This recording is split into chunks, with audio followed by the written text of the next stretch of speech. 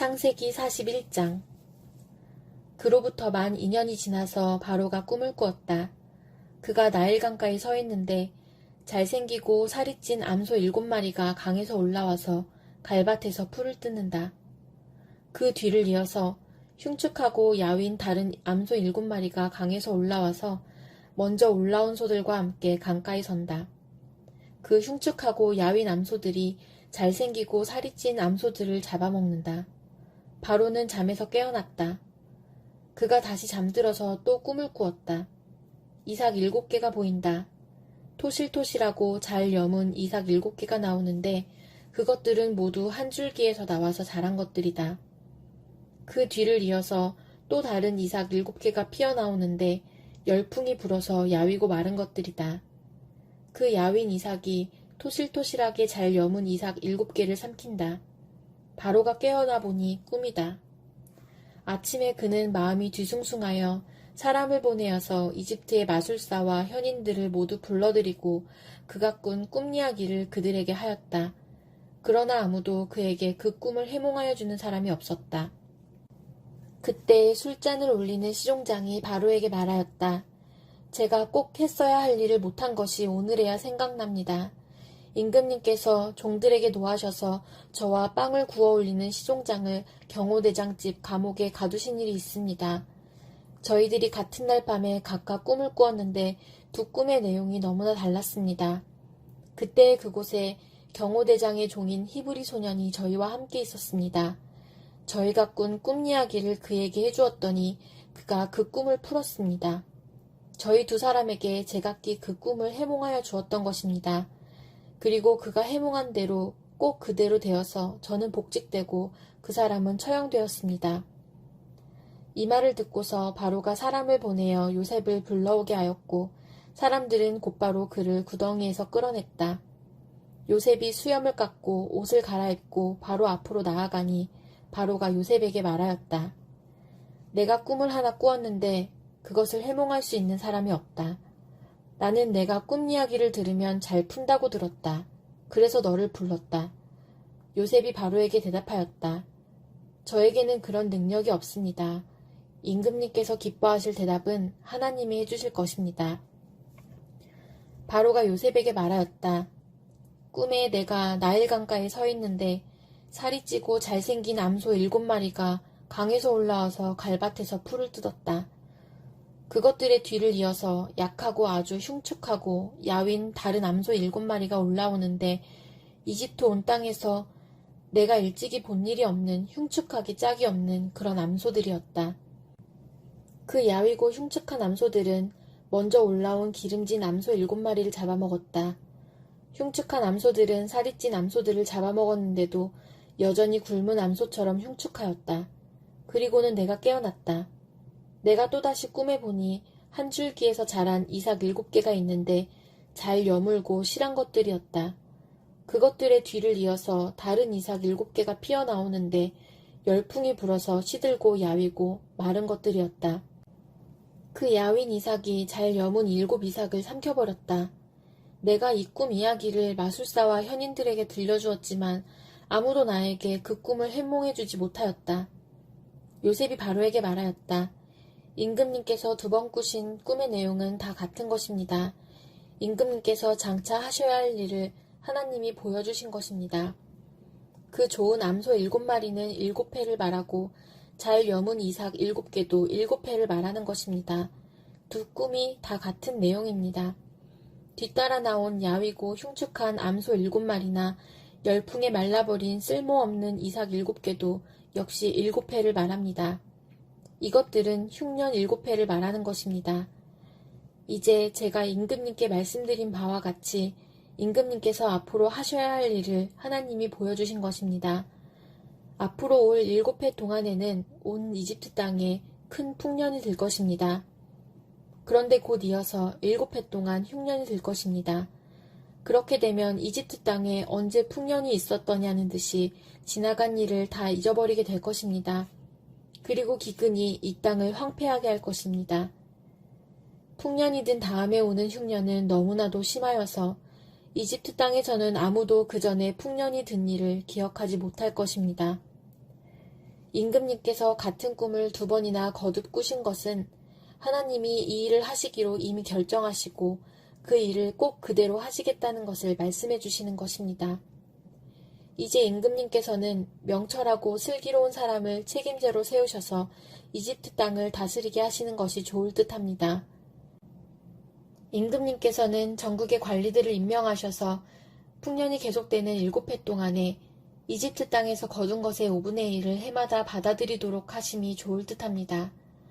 앞으로 올 풍년에 그 관리들은 온갖 먹거리를 거두어드리고 임금님의 권한 아래 각 성읍의 곡식을 갈무리하도록 하십시오.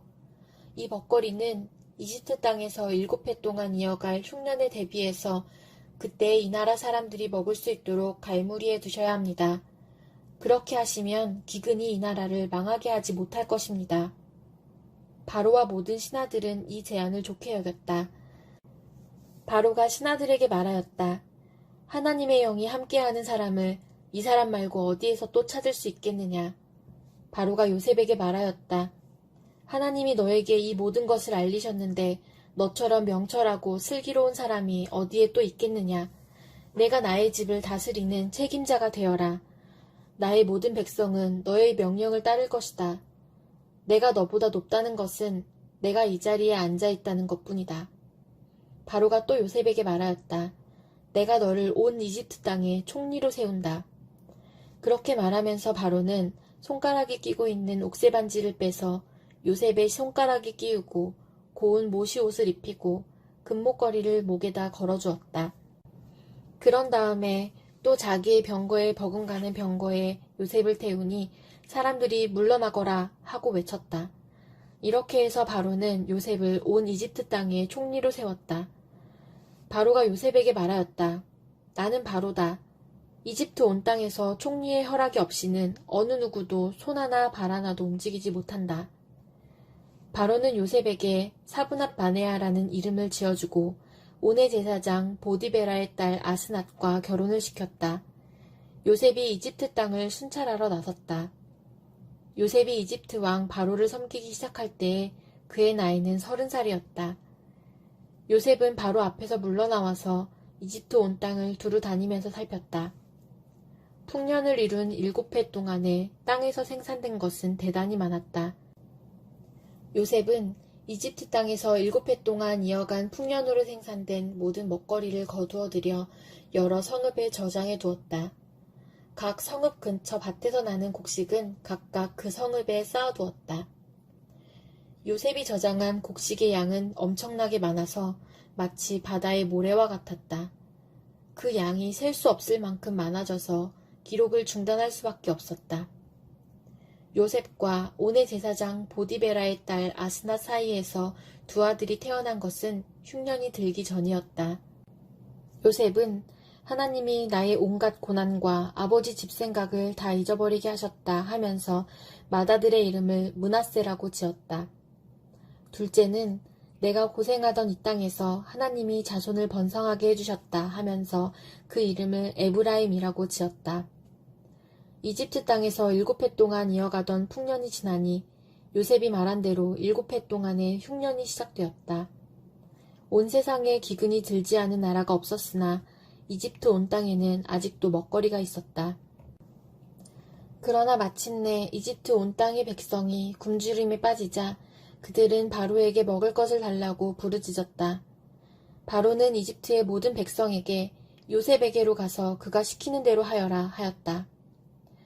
온 땅에 기근이 들었으므로 요셉은 모든 창고를 열어서 이집트 사람들에게 곡식을 팔았다. 이집트 땅 모든 곳에 기근이 심하게 들었다. 기근이 온 세상을 뒤덮고 있었으므로 다른 나라 사람들도 요셉에게서 곡식을 사려고 이집트로 왔다. 마가복음 11장. 그들이 예루살렘 가까이에 곧 올리브산에 있는 벳바게와 베단이 가까이에 이르렀을 때에 예수께서 제자 둘을 보내시며 그들에게 말씀하셨다. 너희는 맞은편 마을로 가거라. 거기에 들어가서 보면 아직 아무도 탄 적이 없는 새끼 나귀 한 마리가 매어 있을 것이다. 그것을 풀어서 끌고 오너라. 어느 누가 왜 이러는 거요? 하고 물으면 주님께서 쓰시려고 하십니다. 쓰시고 나면 지체 없이 이리로 돌려보내실 것입니다. 하고 말하여라.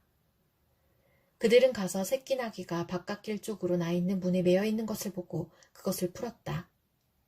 거기에 서 있는 사람들 가운데 몇 사람이 그들에게 물었다. 새끼 나귀를 풀다니 무슨 짓이요? 제자들은 예수께서 일러주신 대로 그들에게 말하였다. 그러자 그들은 가만히 있었다. 제자들이 그 새끼 나귀를 예수께로 끌고 와서 자기들의 겉옷을 그 등에 걸쳐 놓으니 예수께서 그 위에 올라타셨다. 많은 사람이 자기들의 겉옷을 길에다 폈으며 다른 사람들은 들에서 잎 많은 생나무 가지들을 꺾어다가 길에다 깔았다. 그리고 앞에 서서 가는 사람들과 뒤따르는 사람들이 외쳤다. 호산나, 복되시다. 주님의 이름으로 오시는 분. 복되다. 다가오는 우리 조상 다윗의 나라여. 더없이 높은 곳에서 호산나. 예수께서 예루살렘에 이르러 성전에 들어가셨다. 그는 거기서 모든 것을 둘러보신 뒤에 날이 이미 저물었으므로 12 제자와 함께 베다니로 나가셨다. 이튿날 그들이 베다니를 떠나갈 때 예수께서는 시장하셨다. 멀리서 잎이 무성한 무화과 나무를 보시고 혹시 그 나무에 열매가 있을까 하여 가까이 가서 보셨는데 잎사귀 밖에는 아무것도 없었다. 무화과의 철이 아니었기 때문이다. 예수께서 그 나무에게 말씀하셨다. 이제부터 영원히 내게서 열매를 따먹을 사람이 없을 것이다. 제자들이 예수께서 말씀하시는 것을 들었다. 그리고 그들은 예루살렘에 들어갔다. 예수께서 성전에 들어가셔서 성전 뜰에서 팔고 사고 하는 사람들을 내쫓으시면서 돈을 바꾸어 주는 사람들의 상과 비둘기를 파는 사람들의 의자를 둘러엎으시고 성전 뜰을 가로질러 물건을 나르는 것을 금하셨다. 예수께서는 가르치시면서 그들에게 말씀하셨다. 기록한 바 내 집은 만민이 기도하는 집이라고 불릴 것이다 하지 않았느냐. 그런데 너희는 그곳을 강도들의 소굴로 만들어버렸다. 대제사장들과 율법학자들이 이 말씀을 듣고서는 어떻게 예수를 없애버릴까 하고 방도를 찾고 있었다. 그들은 예수를 두려워하고 있었던 것이다. 무리가 다 예수의 가르침에 놀라고 있었기 때문이다. 저녁 때가 되면 예수와 제자들은 을에 성 밖으로 나갔다. 이른 아침에 그들이 지나가다가 그 무화과 나무가 뿌리째 말라버린 것을 보았다. 그래서 베드로가 전날 일이 생각나서 예수께 말하였다. 랍비님, 저것 좀 보십시오. 선생님이 저주하신 저 무화과 나무가 말라버렸습니다. 예수께서는 그들에게 말씀하셨다. 하나님을 믿어라. 내가 진정으로 너희에게 말한다. 누구든지 이 산더러 번쩍 들려서 바다에 빠져라 하고 말하고 마음에 의심하지 않고 말한 대로 될 것을 믿으면 그대로 이루어질 것이다. 그러므로 나는 너희에게 말한다. 너희가 기도하면서 구하는 것은 무엇이든지 이미 그것을 받은 줄로 믿어라. 그리하면 너희에게 그대로 이루어질 것이다. 너희가 서서 기도할 때에 어떤 사람과 서로 등진 일이 있으면 용서하여라.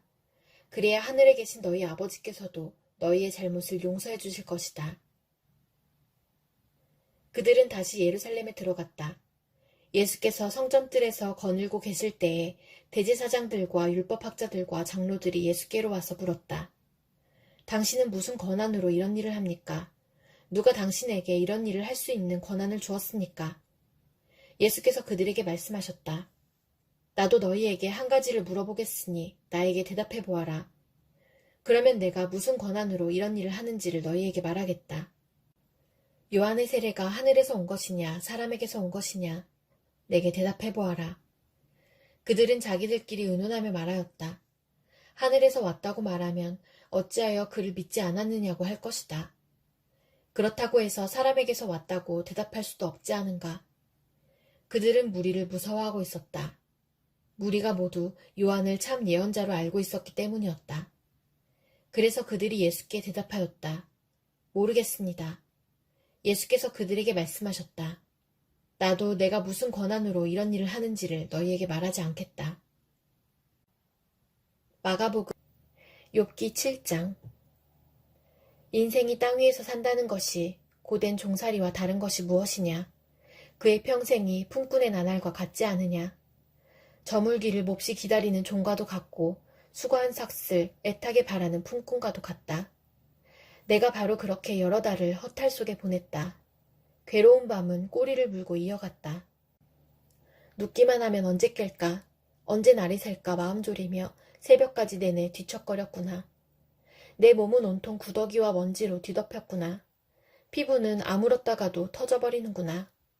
내 날이 배틀의 북보다 빠르게 지나가니 아무런 소망이 없이 종말을 맞는구나. 내 생명이 한낱 바람임을 기억하여 주십시오. 내가 다시는 좋은 세월을 못 볼 것입니다. 어느 누구도 다시는 나를 볼 수 없을 것입니다. 주님께서 눈을 뜨고 나를 찾으려고 하셔도 나는 이미 없어졌을 것입니다. 구름이 사라지면 자취도 없는 것처럼 스올로 내려가는 사람도 그와 같아서 다시는 올라올 수 없습니다. 그는 자기 집으로 다시 돌아오지도 못할 것이고 그가 살던 곳에서도 그를 몰라볼 것입니다. 그러나 나는 입을 다물고 있을 수 없습니다. 분하고 괴로워서 말을 하지 않고는 견딜 수 없습니다. 내가 바다 괴물이라도 됩니까? 내가 깊은 곳에 사는 괴물이라도 됩니까? 어찌하여 주님께서는 나를 감시하십니까? 잠자리에라도 들면 편해지겠지. 깊이 잠이라도 들면 고통이 덜하겠지 하고 생각합니다만 주님께서는 악몽으로 나를 놀라게 하시고 무서운 환상으로 저를 떨게 하십니다. 차라리 숨이라도 막혀버리면 좋겠습니다. 뼈만 앙상하게 살아있기보다는 차라리 죽는 것이 낫겠습니다. 나는 이제 사는 것이 지겹습니다. 영원히 살 것도 아닌데 제발 나를 혼자 있게 내버려 두십시오. 내 나날이 허무할 따름입니다. 사람이 무엇이라고 주님께서 그를 대단하게 여기십니까? 어찌하여 사람에게 마음을 두십니까? 어찌하여 아침마다 그를 찾아오셔서 순간순간 그를 시험하십니까? 언제까지 내게서 눈을 떼지 않으시렵니까? 침 꼴깍 삼키는 동안만이라도 나를 좀 내버려 두실 수 없습니까? 사람을 살피시는 주님, 내가 죄를 지었다고 하여 주님께서 무슨 해라도 입으십니까? 어찌하여 나를 주님의 관역으로 삼으십니까? 어찌하여 나를 주님의 짐으로 생각하십니까? 어찌하여 주님께서는 내 허물을 용서하지 않으시고 내 죄악을 용서해 주지 않으십니까? 이제 내가 숨져 흙 속에 누우면 주님께서 아무리 저를 찾으신다 해도 나는 이미 없는 몸이 아닙니까? 로마서 11장. 그러면 내가 묻습니다. 하나님께서 자기 백성을 버리신 것은 아닙니까? 그럴 수 없습니다. 나도 이스라엘 사람이요, 아브라함의 후손이요, 베냐민 지파에 속한 사람입니다. 하나님께서는 미리 아신 자기 백성을 버리지 않으셨습니다. 여러분은 성경이 엘리야를 두고 하신 말씀을 알지 못합니까? 그가 이스라엘을 고발하여 하나님께 이렇게 호소하였습니다. 주님, 그들은 주님의 예언자들을 죽이고 주님의 제단들을 헐어버렸습니다. 남은 것은 나 혼자밖에 없는데 그들은 내 목숨마저 찾고 있습니다. 그런데 하나님께서는 그에게 어떻게 대답하셨습니까? 내가 바알에게 무릎을 꿇지 않은 사람 7,000명을 내 앞에 남겨두었다 하셨습니다. 이와 같이 지금 이 시기에도 은혜로 택하심을 입은 사람들이 남아있습니다. 은혜로 된 것이면 행위에 근거한 것이 아닙니다. 그렇지 않으면 그 은혜는 이미 은혜가 아닙니다. 그러면 무슨 결과가 생겼습니까? 이스라엘 백성은 찾던 것을 얻지 못하였지만 택하심을 받은 사람들은 그것을 얻었습니다. 그리고 그 나머지 사람들은 완고해졌습니다. 성경에 이렇게 기록한 바와 같습니다. 하나님께서 그들에게는 혼미한 영을 주셨으니 오늘까지 그들은 눈이 있어도 보지 못하고 귀가 있어도 듣지 못한다. 다윗도 다음과 같이 말하였습니다. 그들의 밥상이 그들에게 올무가 되고 덫이 되게 하여 주십시오. 그들이 걸려 넘어지고 보복을 받게 하여 주십시오. 그들의 눈이 어두워져서 보지 못하게 되도록 하여 주십시오. 그들의 등이 언제나 굽어있게 하여 주십시오. 그러면 내가 묻습니다. 이스라엘이 걸려 넘어져서 완전히 쓰러져 망하게끔 되었습니까? 그럴 수 없습니다. 그들의 허물 때문에 구원이 이방 사람에게 이르렀는데 이것은 이스라엘에게 질투하는 마음이 일어나게 하려는 것입니다. 이스라엘의 허물이 세상의 부요함이 되고 이스라엘의 실패가 이방 사람의 부요함이 되었다면 이스라엘 전체가 바로 설 때에는 그 복이 얼마나 더 엄청나겠습니까? 이제 나는 이방 사람인 여러분에게 말합니다. 내가 이방 사람에게 보내심을 받은 사도이니만큼 나는 내 직분을 영광스럽게 생각합니다. 나는 아무쪼록 내 동족에게 질투심을 일으켜서 그 가운데서 몇 사람만이라도 구원하고 싶습니다. 하나님께서 그들을 버리심이 세상과의 화해를 이루는 것이라면 그들을 받아들이심은 죽은 사람들 가운데서 살아나는 삶을 주심이 아니고 무엇이겠습니까? 만물로 바치는 빵 반죽덩이가 거룩하면 남은 온덩이도 그러하고 뿌리가 거룩하면 가지도 그러합니다. 그런데 참 올리브나무 가지들 가운데서 얼마를 잘라내시고서 그 자리에다 돌 올리브나무인 그대를 접붙여 주셨기 때문에 그대가 참 올리브나무의 뿌리에서 올라오는 양분을 함께 받게 된 것이면 그대는 본래의 가지들을 향하여 우쭐대지 말아야 합니다. 비록 그대가 우쭐댈지라도 그대가 뿌리를 지탱하는 것이 아니라 뿌리가 그대를 지탱한다는 것을 명심해야 합니다. 그러므로 본래의 가지가 잘려나간 것은 그 자리에 내가 접붙임을 받게 하시려는 것이었다 하고 그대는 말해야 할 것입니다. 옳습니다. 그 가지들이 잘린 것은 믿지 않은 탓이고 그대가 그 자리에 붙어 있는 것은 믿었기 때문입니다. 그러니 교만한 마음을 품지 말고 도리어 두려워하십시오. 하나님께서 본래의 가지들을 아끼지 않으셨으니 접붙은 가지도 아끼지 않으실 것입니다. 그러므로 하나님의 인자하심과 준엄하심을 생각해 보십시오. 하나님은 넘어진 사람들에게는 준엄하십니다. 그러나 그대가 하나님의 인자하심에 머물러 있으면 하나님이 그대에게 인자하게 대하실 것입니다. 그렇지 않으면 그대도 잘릴 것입니다. 그러나 믿지 않았던 탓으로 잘려나갔던 가지들이 믿게 되면 그 가지들도 접붙임을 받게 될 것입니다. 하나님께서는 그들을 다시 접붙이실 수 있습니다. 그대가 본래의 돌 올리브나무에서 잘려서 그 본성을 거슬러 참 올리브나무에 접붙임을 받았다면 본래 붙어있던 이 가지들이 제 나무에 다시 접붙임을 받는 것이야 얼마나 더 쉬운 일이겠습니까? 형제자매 여러분, 나는 여러분이 이 신비한 비밀을 알기를 바랍니다. 그것은 여러분이 스스로 현명하다고 생각하는 일이 없게 하려는 것입니다. 그 비밀은 이러합니다. 이방 사람의 수가 다 찰 때까지 이스라엘 사람들 가운데서 일부가 완고해진 대로 있으리라는 것과 온 이스라엘이 구원을 받게 되리라는 것입니다. 그것은 성경에 이렇게 기록되어 있는 바와 같습니다. 구원하시는 분이 시온에서 오실 것이니 야곱에게서 경건하지 못함을 제거하실 것이다. 이것은 그들과 나 사이의 언약이니 내가 그들의 죄를 없앨 때에 이루어질 것이다. 복음의 관점에서 판단하면 이스라엘 사람들은 여러분이 잘되라고 하나님의 원수가 되었지만 택하심을 받았다는 관점에서 판단하면 그들은 조상 덕분에 하나님의 사랑을 받는 사람들입니다. 하나님께서 주시는 고마운 선물과 부르심은 철회되지 않습니다. 전에 하나님께 순종하지 않던 여러분이 이제 이스라엘 사람의 불순종 때문에 하나님의 자비를 입게 되었습니다. 이와 같이 지금은 순종하지 않고 있는 이스라엘 사람들도 여러분이 받은 그 자비를 보고 회개하여 마침내는 자비하심을 입게 될 것입니다. 하나님께서 모든 사람을 순종하지 않는 상태에 가두신 것은 그들에게 자비를 베푸시려는 것입니다. 하나님의 부유하심은 어찌 그리 크십니까? 하나님의 지혜와 지식은 어찌 그리 깊고 깊으십니까? 그 어느 누가 하나님의 판단을 헤아려 알 수 있으며 그 어느 누가 하나님의 길을 더듬어 찾아낼 수 있겠습니까? 누가 주님의 마음을 알았으며 누가 주님의 조언자가 되었습니까? 누가 먼저 무엇을 드렸기에 주님의 답례를 바라겠습니까? 만물이 그에게서 나고 그로 말미암아 있고 그를 위하여 있습니다. 그에게 영광이 세세에 있기를 빕니다. 아멘.